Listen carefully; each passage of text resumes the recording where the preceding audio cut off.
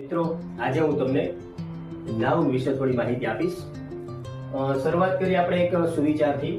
The more you know the more you find you don't know. એટલે એનું meaning શું થાય? જેટલું તમને વધારે ખબર પડે, જેટલું તમે વધારે શીખો, એટલી તમને વધારે ખબર પડે કે તમે તો જાણતા નથી ઘણું બધું.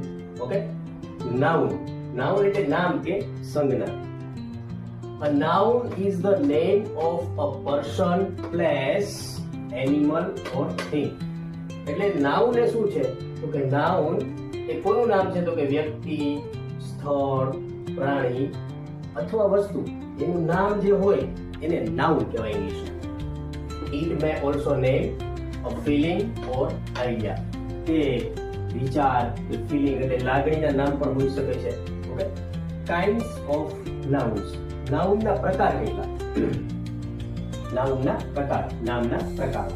તો પહેલું છે proper noun, common noun, abstract noun, material noun અને કલેક્ટિવ નાઉન. પ્રોપર નાઉન એટલે ખાસ એના એક્ઝામ્પલ આપેલા છે. પ્રોપર નાઉન એટલે સીતા, રાજકોટ, ગંગા. તો આ એક ગર્લનું નેમ છે, આ સિટીનું નેમ છે અને આ રિવરનું નેમ છે. તો પ્રોપર નાઉન હોય તેમાં ફર્સ્ટ લેટર છે એ કેવો હોવો જોઈએ? કેપિટલ. એ પણ ધ્યાન રાખજો. કોમન નાઉન તો સીતા પ્રોપર હતો તો સીતાને ગર્લ કહેવાય, જે બધા માટે વપરાય ઇન જનરલ, અને કોમન નાઉન કહેવાય. રાજકોટ સિટી, સિટી છે એ કોમન છે, રાજકોટ છે એ પ્રોપર છે. એવી રીતે રિવર, રિવર છે એ કોમન નાઉન છે, એટલે બધી નદીઓ માટે એક જ નામ છે, એની કહેવાય રિવર. હવે આવે છે મટીરિયલ નાઉન, દ્રવ્યવાચક નામ. Gold, silver, water. ગોલ્ડ છે એને પણ તમે હીટ કરો, ગરમ કરો એટલે એ લિક્વિડ બની જાય. સિલ્વર છે એવી રીતે. પછી વોટર, એટલે આ બધા દ્રવ્યવાચક નામ છે, જેને ઇંગ્લિશમાં કહેશું આપણે મટીરિયલ નાઉન. એબ્સ્ટ્રેક્ટ નાઉન, અમૂર્ત, જેને આપણે જોઈ ન શકીએ, ટચ ન કરી શકીએ, we can just feel it, it is called abstract noun. તમારા નેક્સ્ટ વિડીયોમાં આના બધા વિશે થોડું ડિટેલમાં મેં માહિતી આપેલી છે. એબ્સ્ટ્રેક્ટમાં છે બ્યુટી. તો બ્યુટી એટલે સુંદરતા.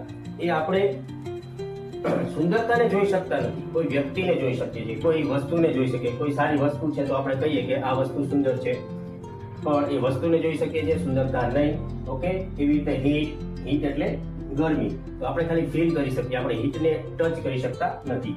એંગર, ગુસ્સો, કોઈ વ્યક્તિ ગુસ્સે થયું હોય તો આપણે વ્યક્તિનો ગુસ્સો જોઈ શકીએ, એ વ્યક્તિને જોઈ શકીએ છીએ, ગુસ્સાને જોઈ શકતા નથી. એવી રીતે પ્રેમ. કલેક્ટિવ, સમૂહવાચક નામ, ગ્રુપ. તો ટીમ એટલે આપણે કેમ પ્લેયર્સ હો બધા, એની એક ટીમ હોય. ક્રિકેટ ટીમ છે તો 11 પ્લેયર્સ આર ધેર, તો એને કહેશું ટીમ. ફ્લોક, તો આ બર્ડ્સ માટે વપરાય, કે બર્ડ્સનો સમૂહ હોય, પક્ષીઓનું ઝુંડ, તો એને આપણે કહીએ ફ્લોક.